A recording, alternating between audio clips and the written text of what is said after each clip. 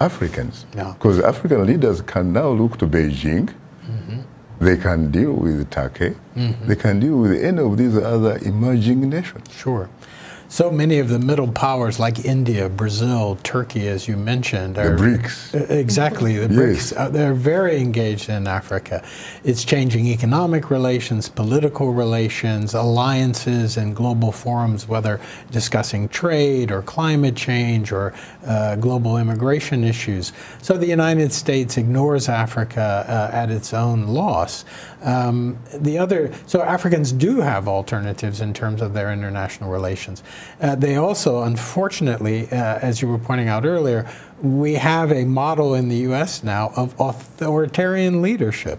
And that only encourages the worst traits in Africa of authoritarian leadership. Individuals who want to change the Constitution so they can stay longer in power. Individuals who dismiss their senior officials with a tweet or a radio announcement, as our president has as well.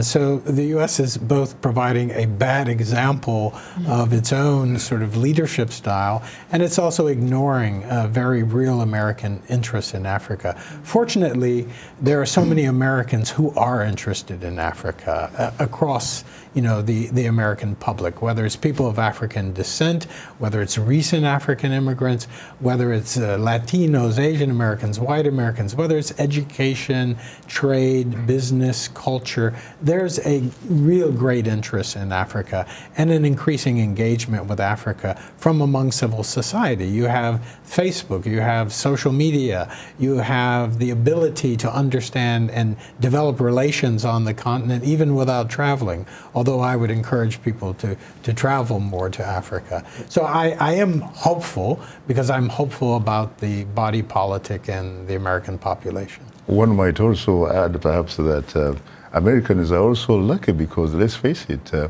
America is run by strong institutions, not by strong men. Well, that's absolutely true, and that's the good lesson. Hopefully Africans will invest more in building strong institutions, and not just national institutions, but regional institutions and Pan-African institutions.